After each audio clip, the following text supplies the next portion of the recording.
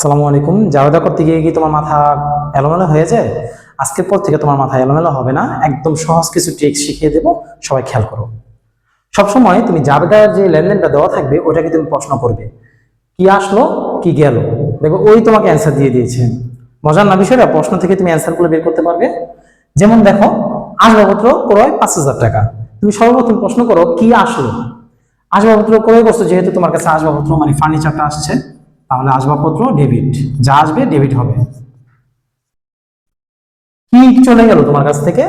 অবশ্যই নগদ টাকাটা চলে গেছে, নগদান হিসাব ক্রেডিট। দ্বিতীয় যাবে দ্বারা চলো আমরা সলভ করি। সুমনার কাছ থেকে পাওয়া গেল 2,000 টাকা। তুমি প্রশ্ন করো তোমার কাছে কি আসলো। অবশ্যই তোমার কাছে 2,000 টাকা আসছে, নগদ টাকাটা আসছে, তাহলে নগদান ডেবিট। কি চলে গেল? সুমনার কাছ থেকে টাকা চলে গেছে, সুমনা তোমাকে দিয়েছে, এই জন্য সুমনা ক্রেডিট।